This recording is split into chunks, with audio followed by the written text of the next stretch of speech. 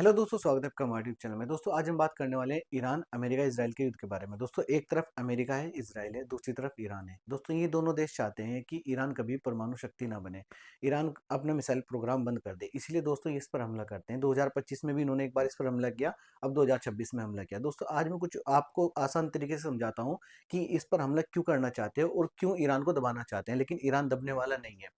तो चलिए दोस्तों शुरू करते हैं। सबसे पहला पॉइंट दोस्तों, ईरान परमाणु शक्ति बनने की महत्वाकांक्षा रखता है और लगातार कोशिश में जुटा है। दोस्तों अमेरिका और इसराइल को यह बात बिल्कुल अच्छी तरीके से पता है कि ईरान परमाणु शक्ति बन सकता है, उसके अंदर सलाहियत है। अगर दोस्तों परमाणु शक्ति बन गया तो फिर इनके कब्जे से बाहर हो जाएगा, जो कि ये नहीं चाहते। अब दोस्तों देखते हैं दूसरा पॉइंट। अमेरिका और इसराइल को पहले से ही इस बात का डर था कहीं ईरान चुपके से परमाणु बम न बना ले। अमेरिका और इसराइल को इस बात का पहले से ही डर था कि ईरान चुपके से कहीं परमाणु बम ना बना ले। अगर ईरान ने चुपके से परमाणु बम बना लिया तो इन दोनों के लिए खतरा पैदा हो जाएगा, और जाहिर सी बात है होगा। अब दोस्तों बात करते हैं तीसरे पॉइंट की। ईरान ने यूरेनियम की बड़ी मात्रा जमा की है जो कि बम बनाने के काम आती है, इसलिए 2025 में भी इन्होंने पहले इस पर हमला किया था और अब 2026 में हमला किया। और दोस्तों अब अमेरिका और इसराइल ईरान पर हमला करके परमाणु कार्यक्रम को रोक देना चाहते हैं। अमेरिका और इसराइल का मेन मकसद इस पर हमला करने का ये है कि ये चाहते हैं कि इसका जो परमाणु कार्यक्रम है वो रोक दिया जाए और उसका मिसाइल प्रोग्राम भी रोक दिया जाए। दोस्तों अमेरिका का कहना है कि सारा यूरेनियम हमें सौंप दो और मिसाइल प्रोग्राम बंद कर दो। बहुत अच्छी बात है। मतलब इनकी सोच देखो, ये कह रहे हैं कि अमेरिका ये कह रहा है ईरान को कि तेरे पास जितना यूरेनियम है वो हमें दे दे और अपने जो मिसाइल प्रोग्राम है उसको बंद कर दे। बहुत अच्छी। मतलब आप ये चाह रहे हैं कि किसी का फ्री का माल हमें मिल जाए और आप उससे तरक्की करो और दूसरों को आप डाउनफॉल करना चाहते हो। बहुत अच्छी बात है। ऐसे नहीं चलेगा, ईरान परमाणु शक्ति बनेगा और ईरान लगातार कोशिश में भी है। ये अमेरिका और इसराइल का कहना है। अब दोस्तों बात करते हैं हम अगले पॉइंट की। प्रॉक्सी ग्रुप, हिजबुल्ला यानी लेबनान, हमास यानी गाजा, या हूती यानी यमन, इनको सपोर्ट करना बंद कर दे। अमेरिका और इसराइल कहता है कि हिजबुल्ला हमास हूती को सपोर्ट करना बंद कर दे, क्योंकि वो ये उनको सपोर्ट करता था।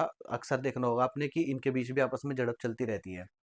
और दोस्तों ईरान ने कहा है, अब ईरान ने इसके ऊपर क्या पलटवार दिया। ईरान ने कहा है कि अब बात नहीं होगी, सीधा एक्शन होगा।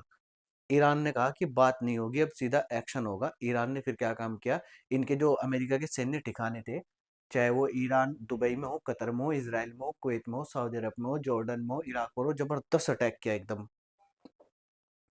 अमेरिका के सैन्य ठिकानों को निशाना बनाया।